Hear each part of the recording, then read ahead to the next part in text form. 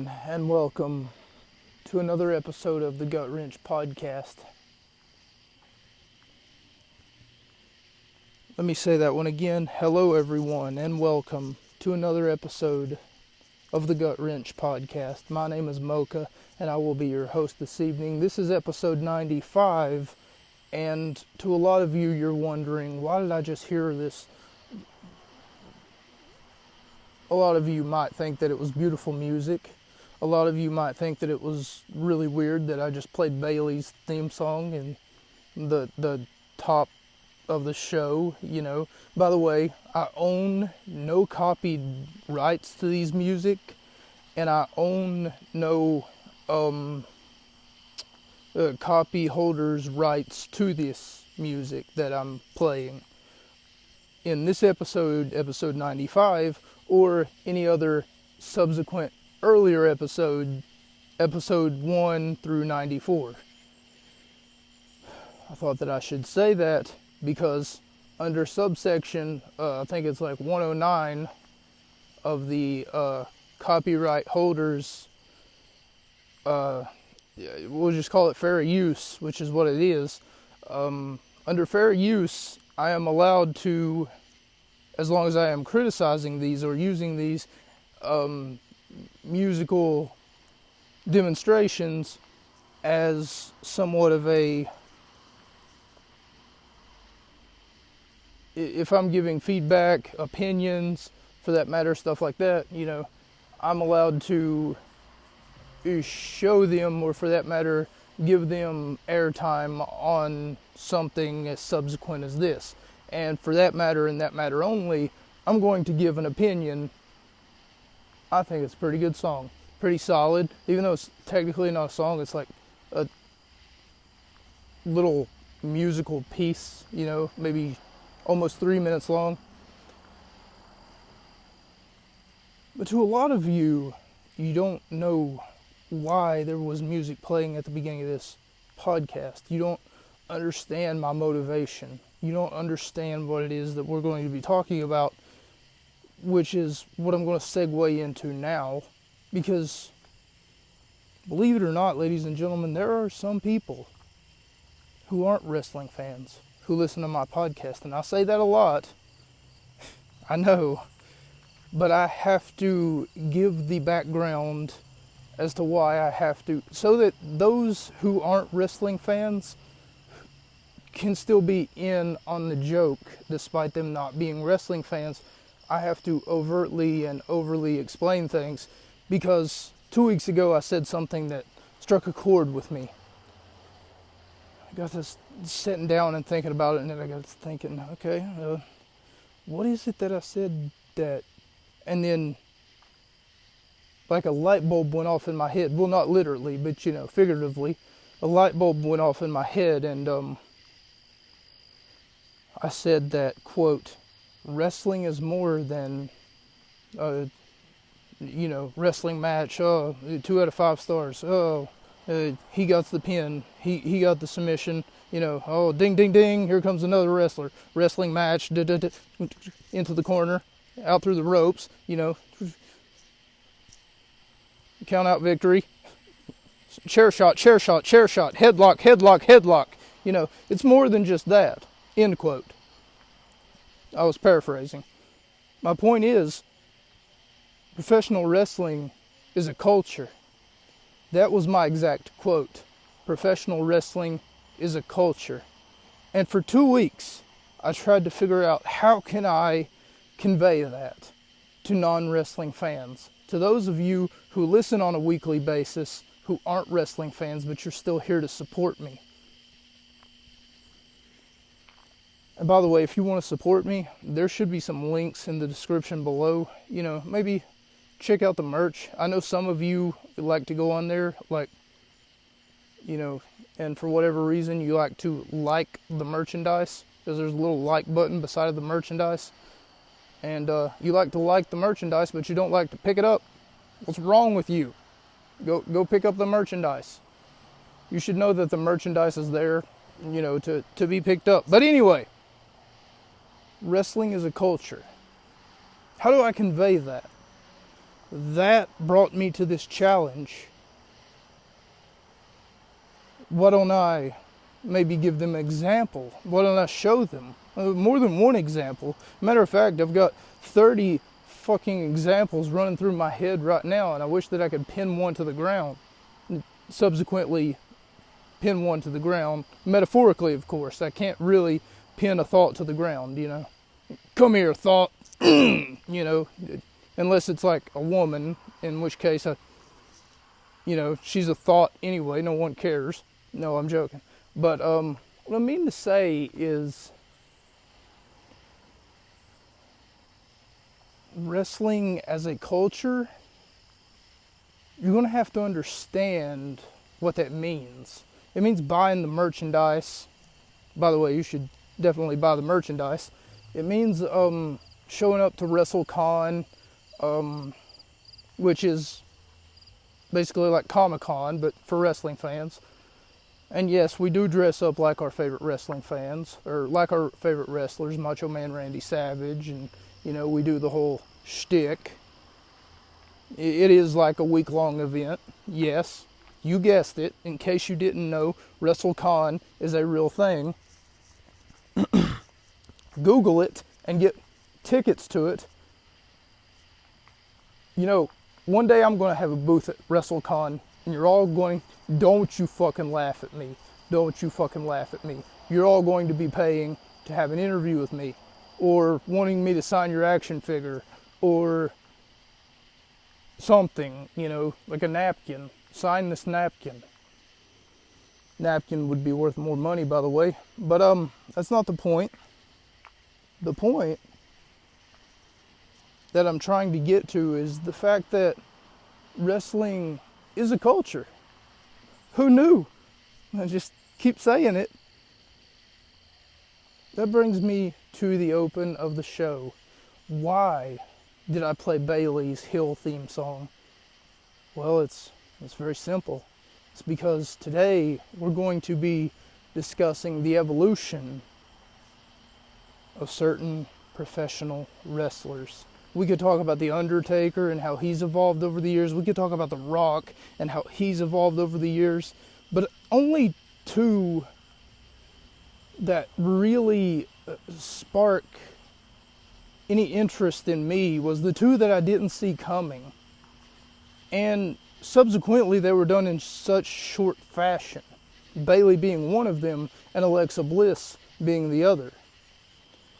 Whenever I talk about Alexa Bliss, of course, I talk about her a whole lot in my show. And she started off as like this, I want to say like a wholesome, just energetic, cheerleader type,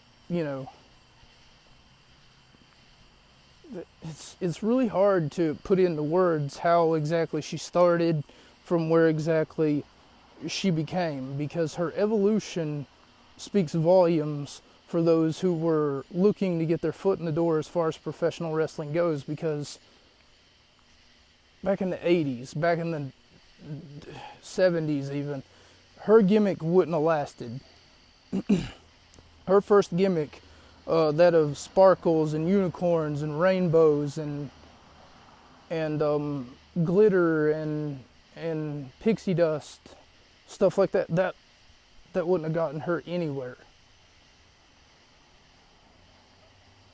I shouldn't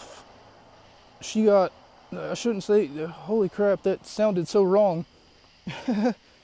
She got up on so much more than just her looks, though.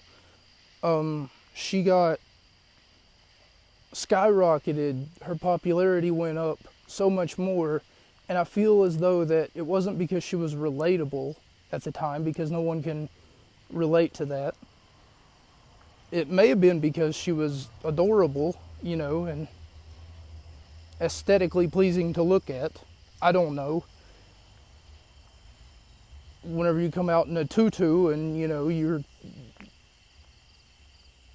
blowing pussy glitter in everyone's face. I mean, I don't exactly know how that works. Alexa Bliss is the definition of the word evolution, though, because she went from that to practically being like Android 18 from Dragon Ball Z on a search and destroy mission to kill Goku. And who was her Goku? A girl by the name of Blue Pants. Yes, in case you're not a wrestling fan and you're not familiar, Blue Pants. I only seen one interaction with Blue Pants, and it was, I think, one of the NXT specials where Blue Pants had slapped Alexa, but for whatever reason, the crowd at that event, before Blue Pants even came to the ring, was chanting for Blue Pants.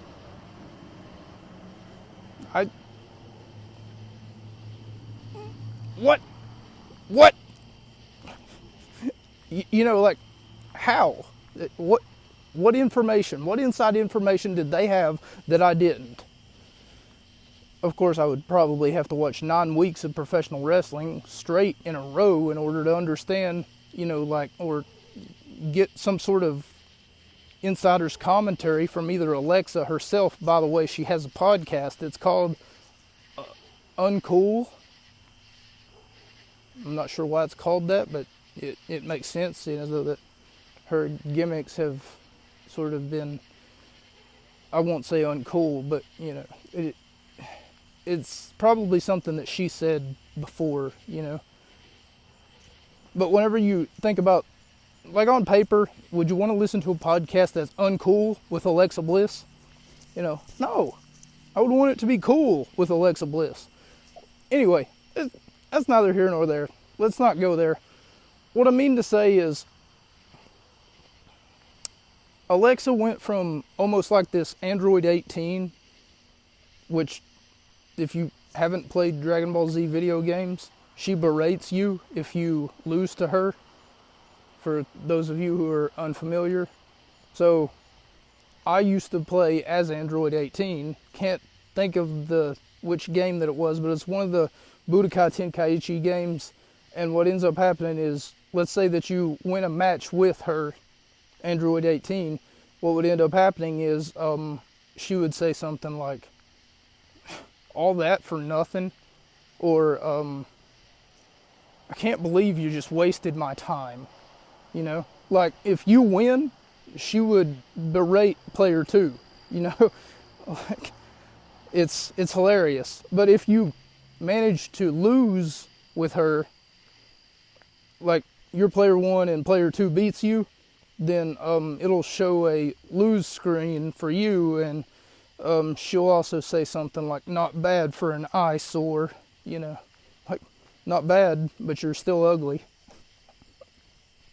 That's sort of the direction that Alexa's first heel turn went into.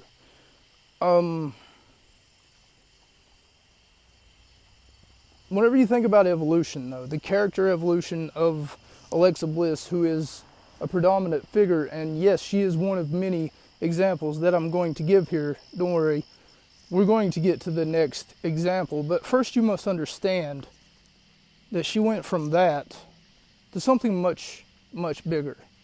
I used to call her the goddess of WWE.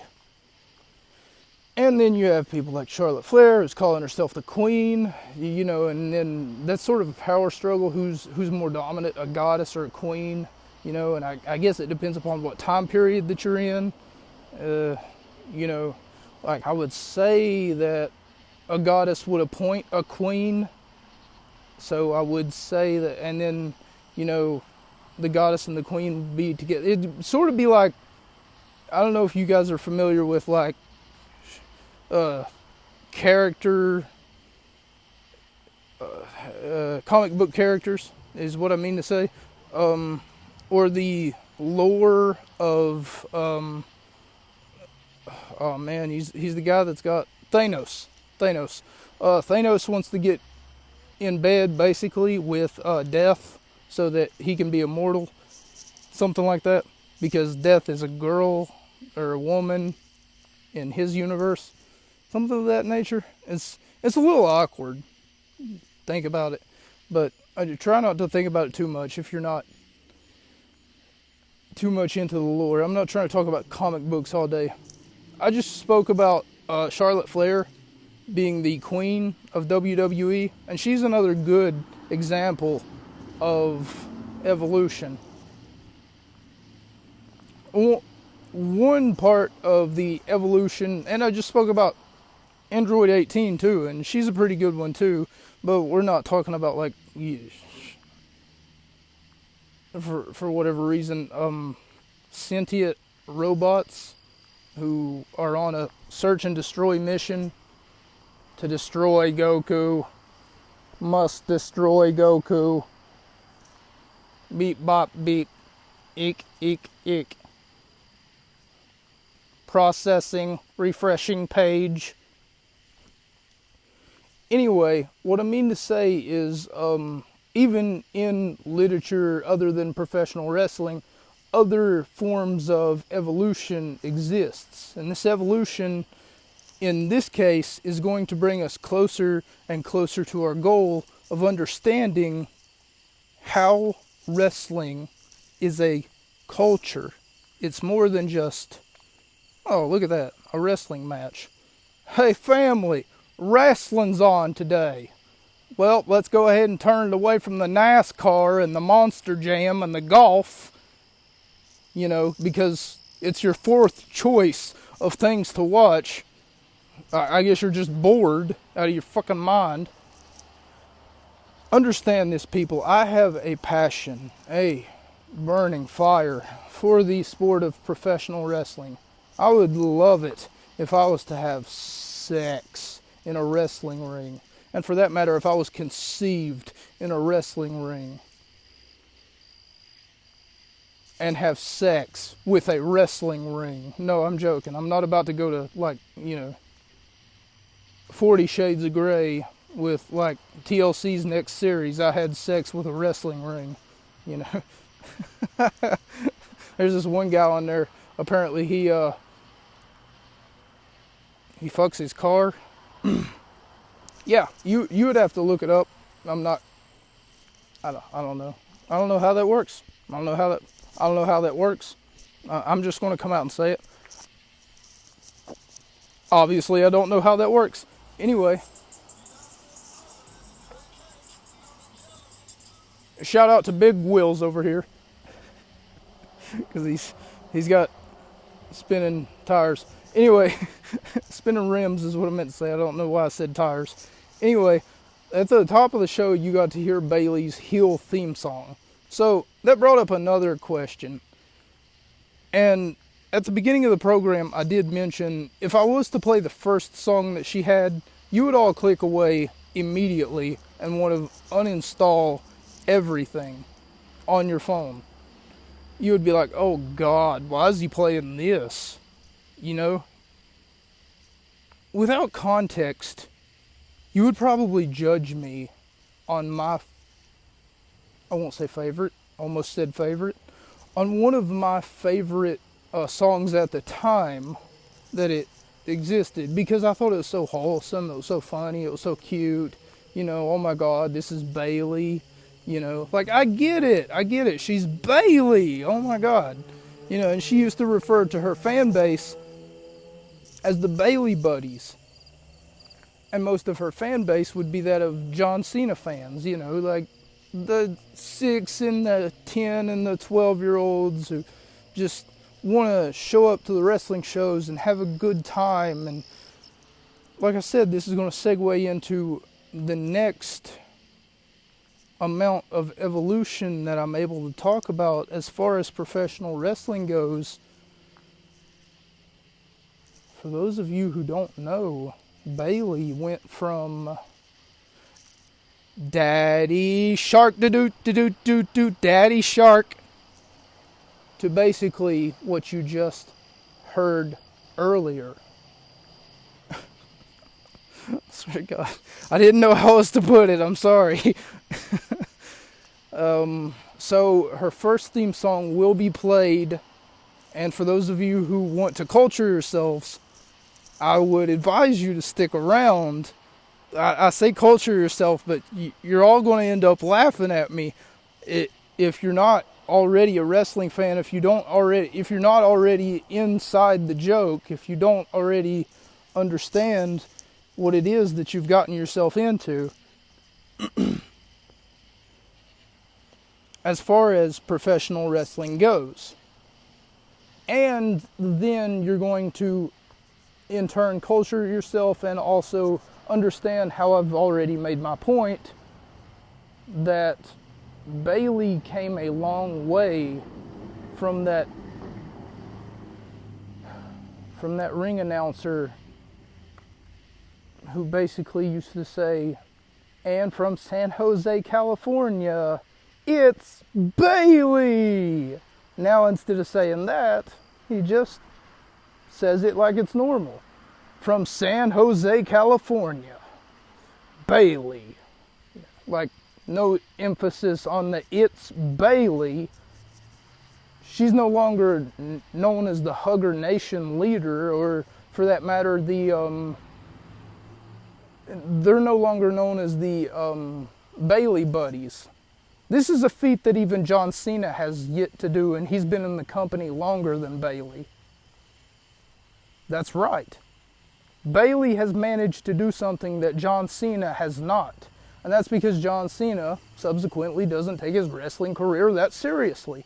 Now that he's John Cena, you know. But also, we as wrestling fans can't see John Cena because he's no longer in the WWE, and for that matter, he's a hypocrite, and he recently came out on television and apologized to all of his fans that he let down for doing just what he said that he wouldn't do, which was basically pack up shop and leave without a word in the middle of the night. He ridiculed The Rock for doing it. Oh yes. Oh yes. He basically said, I don't know what he said. You know what? You would have to look that one up. That's a promo where he basically buried The Rock, but then The Rock buried him, and then he tried to unbury himself and say, "No, I won't do that. I promise. I promised everybody here that I wouldn't do that, and I'm not going to do that." And you know, I guess the minute that The Rock got him backstage and said, "Hey, John, what do you think about $50 million for a spot in Fast 5 or whatever?" And then he was like, "Hell yeah, you sign me up. The $50 million, it sounds like a lot of money." And also, he's also a hypocrite for another reason. He told Nikki Bella that he didn't want to have children, and then subsequently married another woman who already has 2 or 3 children. What? Why would you do that? What? Do you not know who Nikki Bella is? For those of you who aren't wrestling fans, please look up Nikki Bella. Go on, I'll wait. Go ahead. Nikki, try not to type in Benz, because she's ugly. Bella. And now you see why John Cena made the wrong decision. Once again, he didn't want to stay with Nikki Bella, despite Bella thinking that Cena was like, you know, the best thing in the world to ever happen to her, as preceded by a TV show called Total Divas. But anyway, the evolution of John Cena is far and in between, and the only way that I could talk about the evolution of John Cena is if I talked about the fact that he used to go around rapping, and even before then, he used to go around as the prototype John Cena. I know I just got done making the joke, Android 18, robots are taking over, something like that. But yes, he was the prototype John Cena in OVW. And due to a documentary that I've seen about professional wrestling, that was held on the Discovery Channel that featured John Cena in it in his rookie year. I don't know. It's really hard to explain, especially whenever you consider the fact that he was on the Discovery Channel before he was even on like the USA Network. Well, I guess he was technically on the USA Network first, and then they. I don't know how things work. All right, because he looked younger in the second tape, but he looks older in the first tape. You had to think that the second tape was recorded whenever he was younger, but they somehow aired it whenever he was older. Shut up! Don't ask me questions. The evolution of professional wrestling. That's where we're going. That's where this episode has been. I've been Mocha with the Gut Wrench Podcast, and this has been the evolution of professional wrestling. Good day, and I bid you adieu, and please listen to the song. Please. You'll understand why it's the professional wrestling, the evolution of professional wrestling, and how Bayley evolved. And especially if you go back and you listen to the first song, all you have to do is type in WWE Bayley Hill theme. I had the name, but I forgot to write it down. You should see a brunette looking girl. And for those of you who wonder why I'm explaining what Bayley looks like, because obviously you're wrestling fans, it's because those of you who don't regularly watch professional wrestling, but you're still here to support me without actually supporting me because no one buys my merchandise. But that's okay. I'm not complaining. I'm simply making an observation. Anyway, what I mean to say is that it's been nice. Is been nice episode, It's progressively getting harder and harder to speak because I keep digging myself into a hole because I'm not trying to call out John Cena and I'm not trying to make fun of Nikki Bella.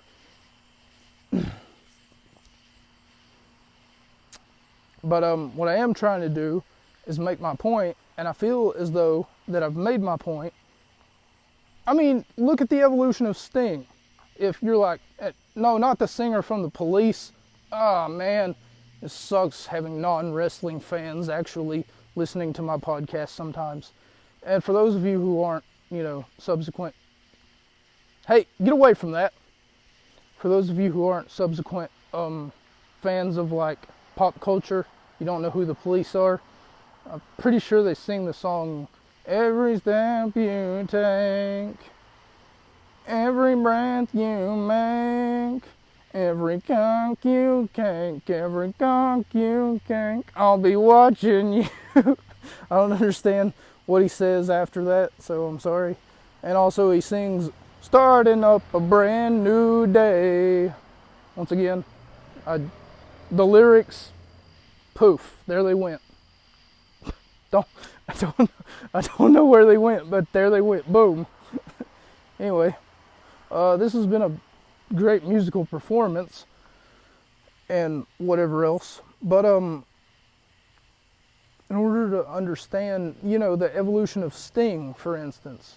I mean, he used to come out wearing the fucking highlighted face paint and doing all the roar, look how muscular I am.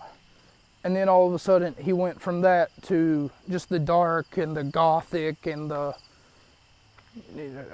should have played his first theme song compared to his 75th, because the man's 64 years old.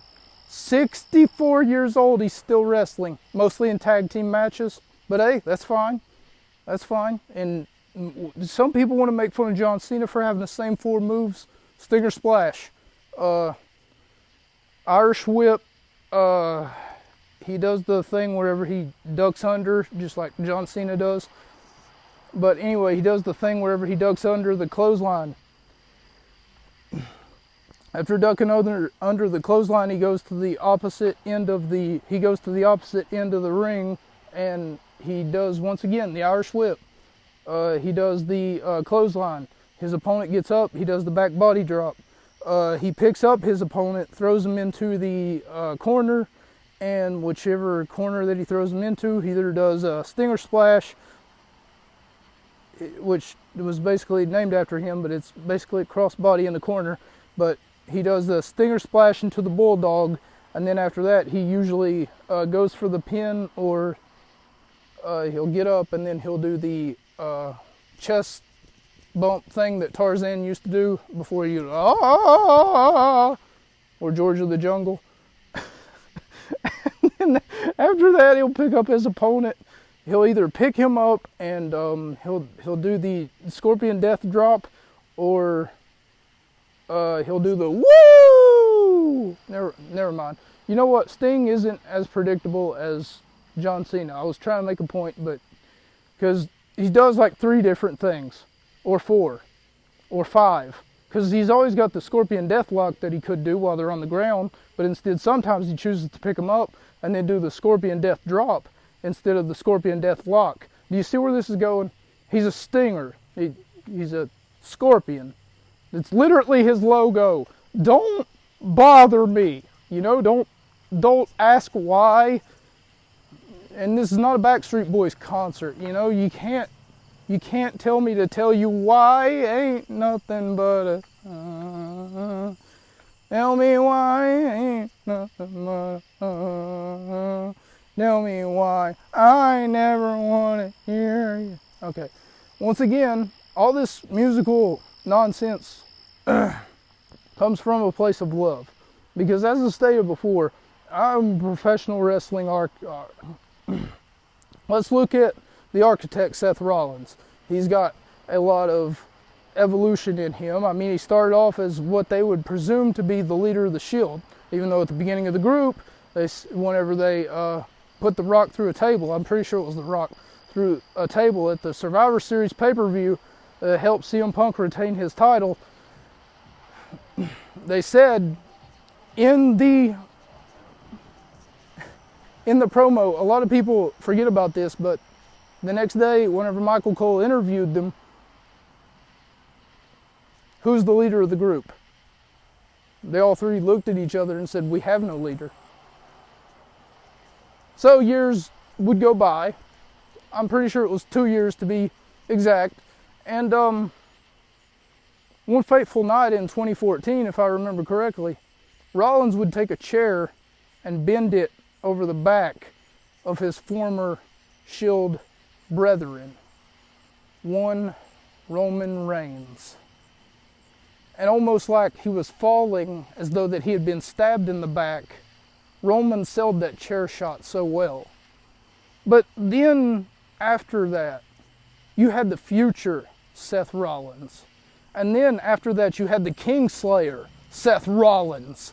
And then, after that, you had the visionary Seth Rollins. Let me know if I missed anything, because I'm almost certain that I did.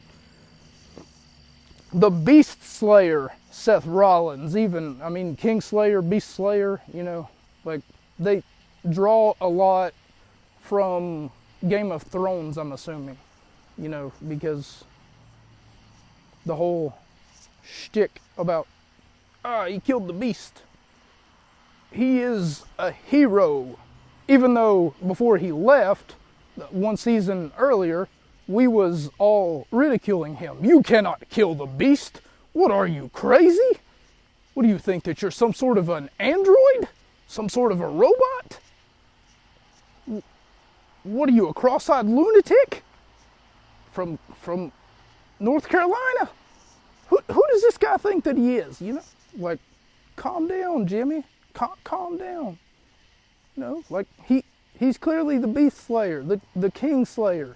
He killed the corrupt king, and now he's coming home to a standing ovation. And then eventually the hero becomes the villain, and then, you know, he drinks the potion. But it's not actually potion, it's poison. Oh no. Almost like Shrek. Which one was it where he drank the potion wherever he wanted to he wanted to like be in love with Fiona forever, something like that. You know, it was like, oh no, and then Donkey says, you're handsome.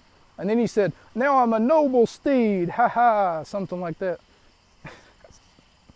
You guys have seen every Shrek movie, you know, and of course I wanted to bring up Mulan too. Well, there you go. I already did the darn thing. I did Wrestling Evolution, except I sort of didn't because I fumbled the ball because I'm talking about everything else, including 90s music. I mean, let's talk about the evolution of music. How did we get from who let the dogs out, brr, brr, brr, brr, brr, to whatever mumbo jumbo, Cardi B? How do we get from the Baja Boys to Cardi B? You tell me. That wasn't supposed to rhyme. What I mean is, you know, at least the Baja Boys, it's easy to understand that. I can't understand a word that woman's saying. Who the fuck is Cardi B, and how the fuck does she make a song that doesn't make any sense?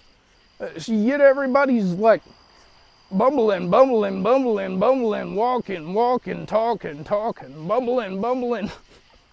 Here I am, I'm just like, could you maybe reverb that for a minute and slow it down, and then, like, you remember whenever the metal albums used to come with like the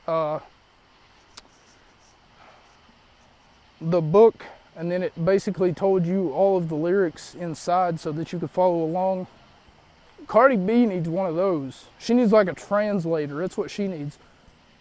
Holy crap. What is this, roasting Cardi B? She sounds like a man. She sounds like what would happen if Kermit the Frog and Shrek had a baby, you know? Oh my God. Green on green, you know?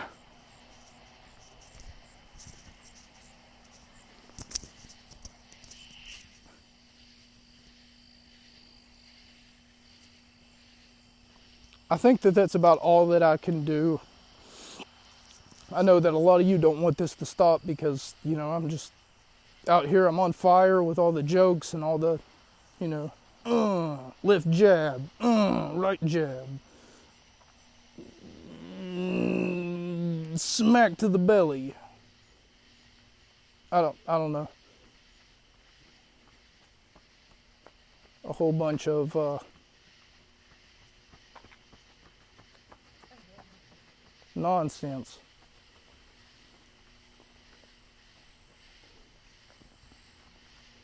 My name is Mocha. This has been the Gut Wrench Podcast, episode number 95. Thank you all so much for tuning in, and please, I implore you, if you want to know the fullest extent, like I said, she went from Daddy Shark do Daddy Shark to the subsequent song that you just heard, sort of a gothic overtone. If you want to know the full extent of the evolution of the woman that we all came to know and love in Bailey, it would make sense if you give this song, regardless of your feelings, no matter how it starts, give it 3 minutes, hold your breath, you know, put your phone in your pocket, lock your phone, and then tell yourself, okay, I'm just going to give it that much. 3 minutes, 180 seconds. You can count backwards if you need to. You can hold your breath. For those of you who are wrestling fans, you know what's about to play. And for that matter, let the nostalgia trip begin. For not only me, but also for you. Thank you all so much for joining me. My name is Mocha. I haven't already said that already. I can't remember whether or not I have or not. But just for good measure, my name is Mocha. This is the Gut Wrench Podcast, episode number 95. That's a wrap. Good night, everybody.